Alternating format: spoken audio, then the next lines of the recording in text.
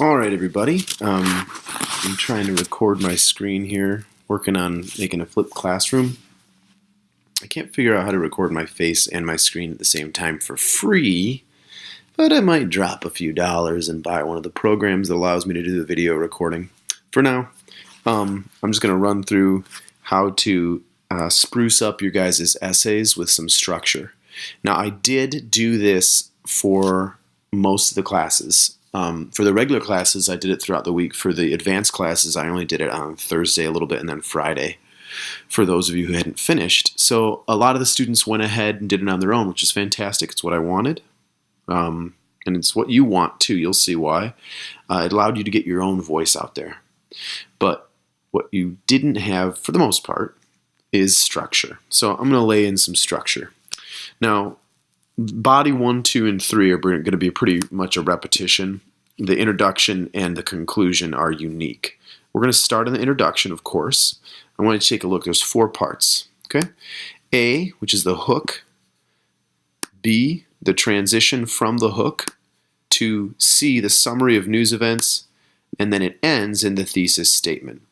Let's start on the thesis statement because that's really going to determine the rest of your paper. The thesis statement should be a really, really simple statement. If you want, I can make an additional video about how to do a complex thesis statement, but for this essay, that's really not needed. I invited a few of you to add complexity to your papers, and I would encourage all of you to. So, if you guys want, I'll make one. But for right now, the thesis statement should just be like this. Last year was a year of, and then this is your theme. I wrote in happiness. Last year was a year of happiness. This is a little bit more complex up here. 2014 was a year that meant a lot to poor people. But again, this is just one thing. There's no conjunctions here. I don't want to see this. No. Don't say and was cool. Don't keep it as simple as possible because you are going to tie everything in your essay to this one point. Having 2 points means you're going to have to tie everything to 2 points, and it looks ugly. You can imagine a picture. This should look like a perfect circle. So you need 1 point in the middle. Now, once you've got your thesis statement, you can come back up here and do the hook. The hook is something cool about the theme that the reader will understand. Okay, let me bold those important points. Now, the other thing is it should not contain any news event. Don't need to capitalize that. It should not contain any information that you are going to share later in the body. It should just be interesting. That's it. Now, some of you did put an interesting fact like Boko Haram that it was interesting and it grabbed the reader's attention and it was from the news story. That's okay, but ideally it wouldn't. Ideally, it would be nothing related. Okay. So my examples, have you ever given a poor person money? Poor people, all the same, right? Those are 2 questions. Questions are always good. Also, always easy. The other way you could do it is think of the last time you saw or rather smelled a poor person. This is kind of a shocking idea or statement. The last one I haven't added, so let me just put it in there now is, the personal story. I could say, when I was 5, I ran away from home and lived with a colony of bums. Is that a lie? Yes, of course it's a lie.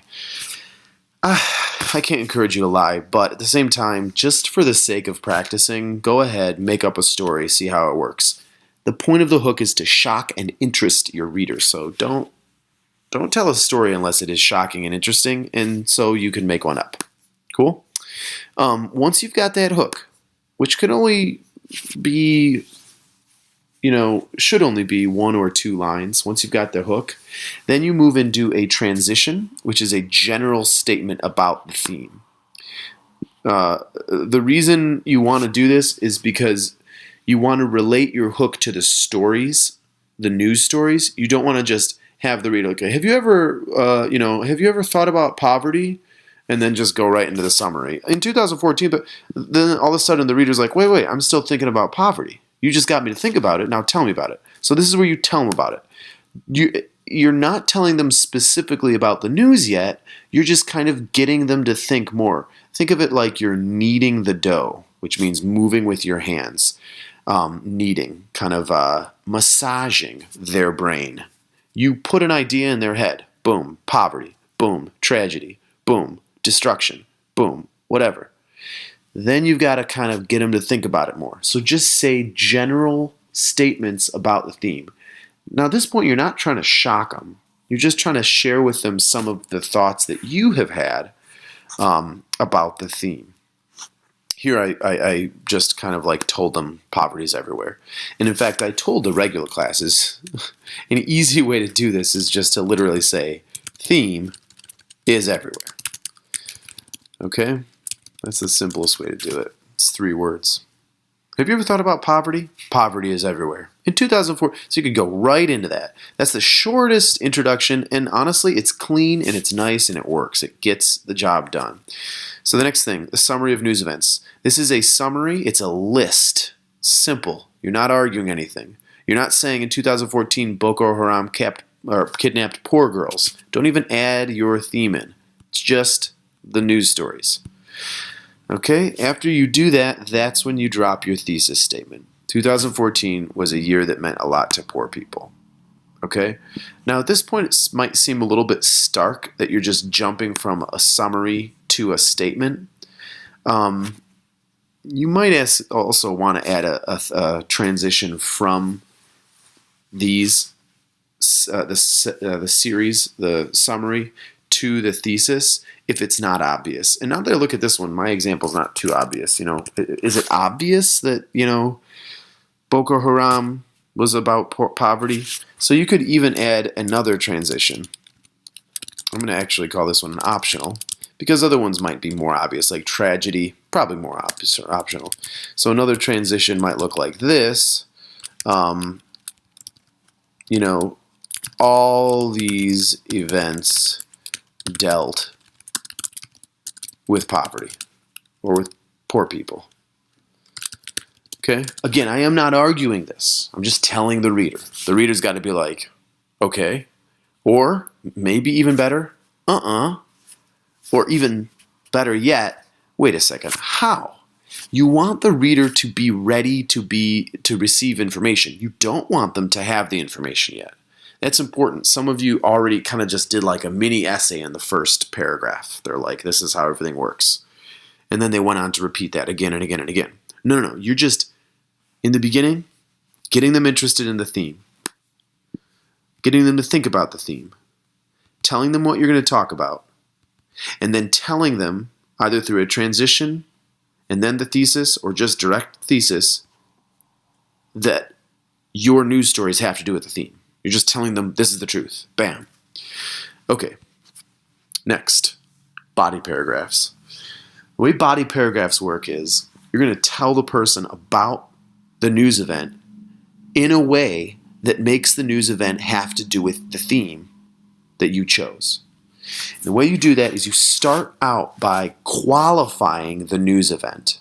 That means adding adjectives that have opinions.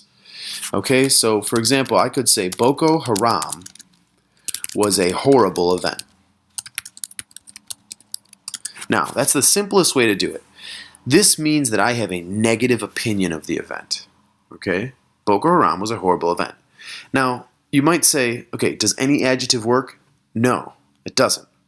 For example, Boko Haram, or I should say, the kidnapping performed by Boko Haram should be actually how you phrase those. Don't just say ISIS. Say, the war waged by ISIS. The kidnapping performed by Boko Haram was a horrible event. What if I took out horrible, okay, and put in another adjective, short? That's not a qualifying adjective, though, is it? It doesn't really show my opinion. It's just true. It took a short amount of time. Although in this case, it's actually not. It was a long event. That's not okay. It's got to be more of an opinionated adjective. Okay, so let me try another one. Exciting, and now we can see we use a conjunction to get into those. An exciting and tragic event. Okay, this is going to start off the reader with it's going to give your opinion to the reader without you saying it. Now there's 2 points I want to make here, and I should have made it earlier. You should not be talking about your paper. Up here at the top, you should never be saying in the transition or in the theme, I am going to write my paper about. Okay? You should never, down here, you shouldn't say, for my global event, I am going to say. What that is, that's called meta-language. Some of you gamers might know, like metagaming. It means you're talking about what you're doing as you're doing it. And it's unnecessary, because if you say something to the extent of, for my first event, I chose. Okay? If you're saying that, that's obvious, right? Of course you chose. You're writing about it. Of course you chose it. So don't say something that you don't need to say. Do not say the obvious. Okay? Saying, for my first event I chose, is equivalent. It's the same as saying, I am writing a paper. And indeed, some of you did do that, which is okay. I actually understand why you did it. It's a way of getting a more personal voice, which is an ideal thing. It's good to be able to talk to your reader as if you are yourself. But you don't need to say the obvious. Okay? Do not state the obvious. Okay, so moving on, body 1, an example of starting, you're going to start with that's called your topic sentence, okay? And that was an example of it. The important thing here is you have an adjectives, you have an adjective or 2, sometimes even 3. It's a direct statement, okay? Then you're going to go into a summary. This is a summary. It could take as many as 4 sentences. That's cool. That's okay. Tell me all those important things. Who, where, what, when, okay? Who, where, what, when, and why, okay? You're going to answer all those as quickly as possible. But again, don't worry about taking more than 1 sentence to do this. So, for example, with Boko Haram, excuse me, I'm going to make up some of this stuff. So Boko Haram, kidnapped 200 girls in Africa because they didn't like girls. Okay, I know it's because they didn't want the girls to go to school, but just for the sake of getting this out, that's what you say. Notice this does not talk about whether it's exciting or tragic. In this case, you're just telling the reader the truth. And this, you shouldn't give the reader an opportunity to disagree. So don't put in a lot of your, opinions or adjectives here. Just say what everybody either knows or has heard about. Okay? It's your summary. Once you've got the summary down, then you're going to go in and start defending your adjectives. Now, if the summary is a little bit longer, it'll sound actually more convincing when you drop your adjectives.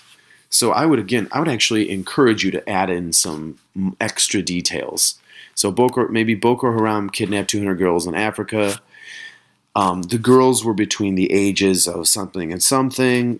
Boko Haram means Western education is forbidden, and these people didn't want, the girls to go to school. So you could add a little bit more details before you start to defend yourself. So this is going to be defend your opinion.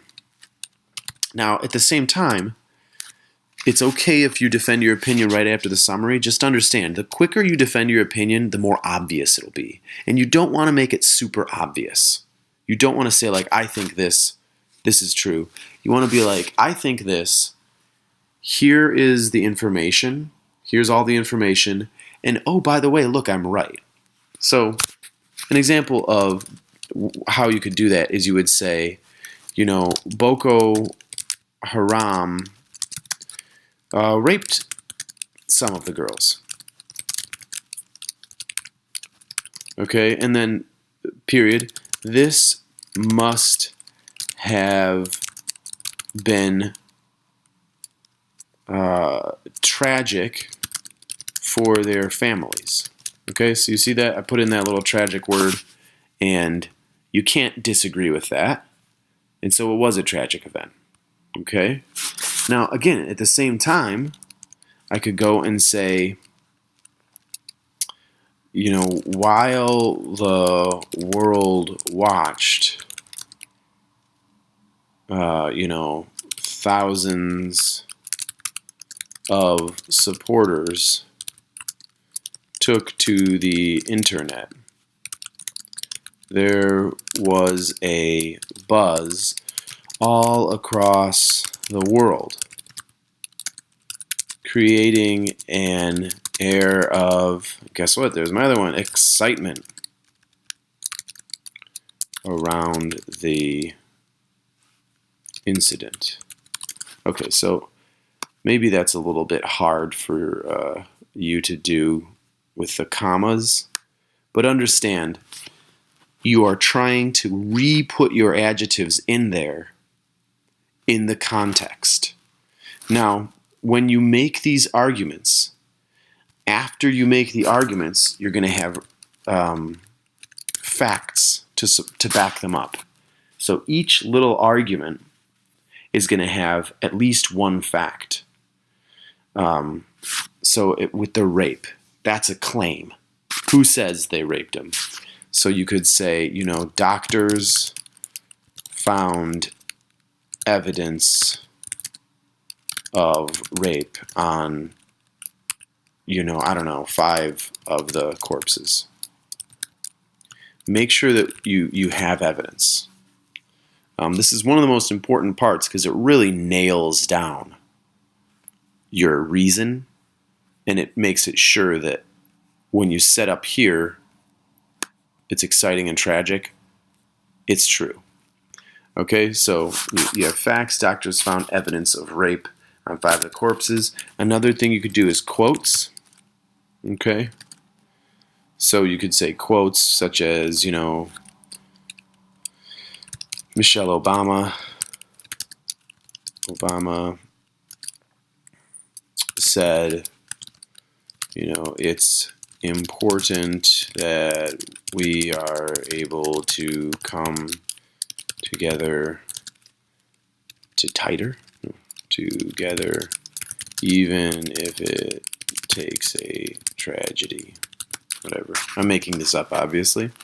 But you see, that's another way of supporting your opinion. Okay. Almost done. Now, the way to end the body, then, is to merely repeat the reasons in as short a way as possible. You're going to repeat the reasons that your adjectives fit, and then tie the theme on to the entire body. So that's going to look like this. Boko, or again, I should be calling it the incident. The incident was tragic because of the suffering caused to the girls. But at the same time, it was exciting because it brought the world together. Okay? So this is actually going to be your most complex sentence. And I mentioned that to the regular classes. This is where you got to throw in a complex sentence because you want it to be one sentence. You want to be able to get to this level where you are arguing 2 things at the same time, or 3. Okay? The more adjectives you have, the better. You could actually do 1 adjective. That's fine.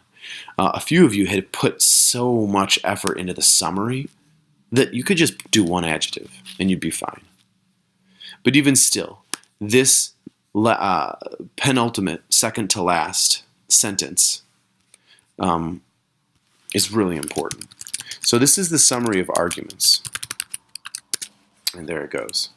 And then the last sentence, I'm going to just call it the tie-in to theme. Okay? Now, I got to go back and remember my theme. Oh yeah, it's poverty. So I'm going to say something like this. If these girls had enough financial support or the protection of a government, you know, this may not have happened. Okay, whatever. Two things here. You could weave this through the whole time. You could go point out poverty the whole time. That's not as big as an issue. You want to just be able to tie in the whole event just near the end. Your choice on this one, but do make sure that your theme pops in at least once in every body paragraph. So here I popped it in just at the very end. It could go in the beginning. It could go in the middle. It could go in multiple places. Just make sure it's at least in one. I like to put it in the end because people always remember the first and last thing you say. So I like to keep the first nice and short, and then the last to remind them what this paper is about.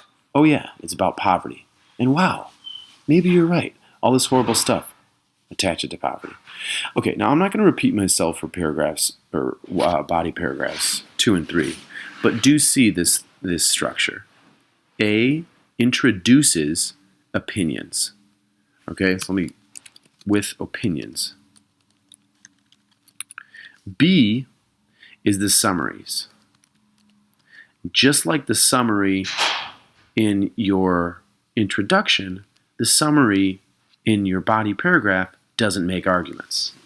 The argument comes after the summary. Okay, after you've got all of the facts straight, then you start pointing out patterns. You start showing how your opinion is true. Okay, when you're done defending your opinion, then you go back, you summarize the arguments you've just made, and then at the end you tie in the theme. Okay, almost done. Bear with me. I don't know how long this has been going on, but I know it hasn't. I know it's been a minute. Okay. Last thing is we have the conclusion. Now, I already pointed out at the very beginning that you're going to have your hook up at the top and your final thought down all the way at the bottom. So I'm just going to do this a little bit differently, like that. You have your final thought is going to come after you've done your work tying up the ends, the loose ends. So the first thing you're going to do is summarize the body paragraphs. Okay. You summarize those, again, if you can, as quickly as possible. If you can, 1 sentence. You don't have to. You could do 3 sentences. That might be easier. You're going to summarize the body paragraphs as they relate to the theme. So if you look back at the body paragraph, you're going to want to pay attention to the theme tie-in at the end. So with my example, what did I have? Boko Haram, Ferguson, and then what was the local one? The park. Okay, so I could say, you know, in summary. Actually, I don't want to encourage you to say that. Don't say stuff like in summary. Just say, okay, so Boko Haram attacked poor girls and okay, I'll just do it. Boko Haram attacked poor girls. Michael Brown was shot because he was poor. And Park testing is just another way to try and help poor students. Okay, this is a bad sentence. I'm just going to say that. Do as I say, not as I do, right? My point here is this is as tight as it can get. You just summarize exactly what you said using the theme. Now, this is how you would do it with one sentence. If you wanted to do it with multiple sentences, you can get actually a little bit more information in there, a little bit more complex, and it would be like this. You would say Boko Haram, dealt with, whatever, dealt with poverty because, and then come up with your reason, Boko Haram dealt with poverty because the girls were all very poor. Period. Michael Brown. Okay, you see I just go through Michael Brown, blah, blah, blah, blah, blah, blah, blah. And what that looks like is event dealt with theme because reason. That's the format here. Now, you don't have to say this verbatim.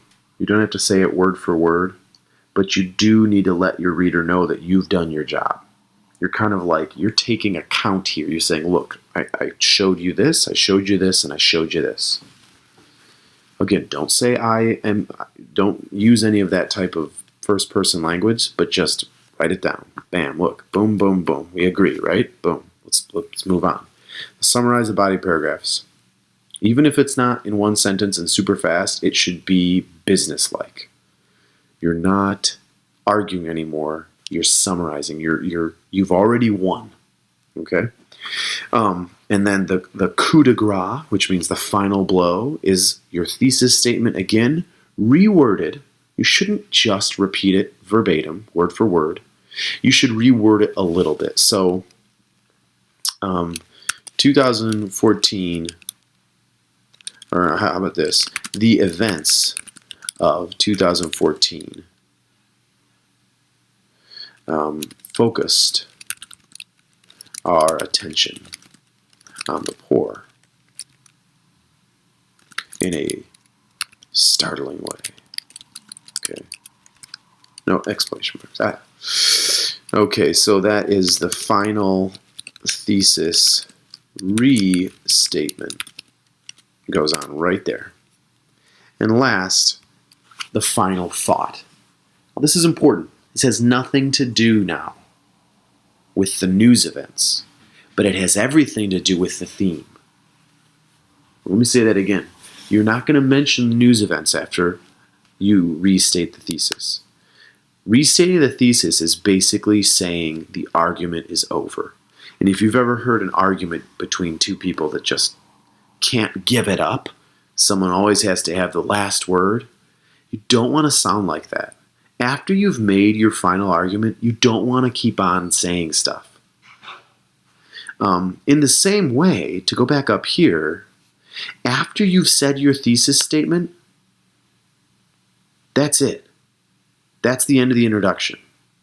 Okay? After the thesis statement has been put down, it's over, press enter, now you are moving on to something else.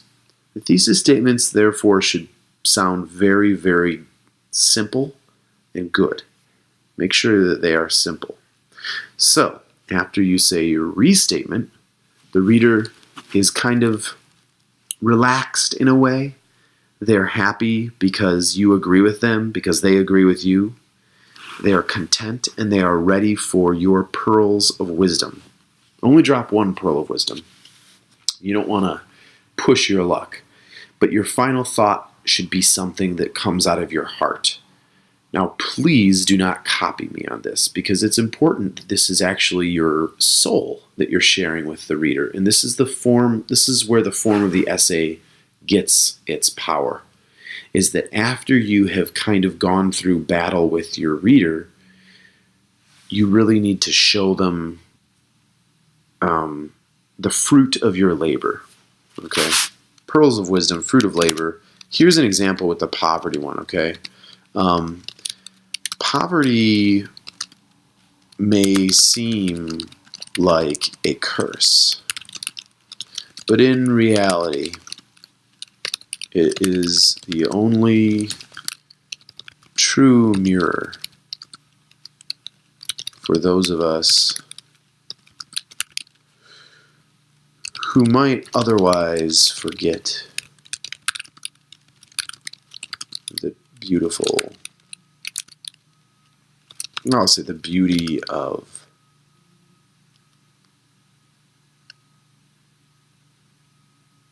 life. Okay, don't worry, you're going to sound equally as maybe nerdy, I don't know.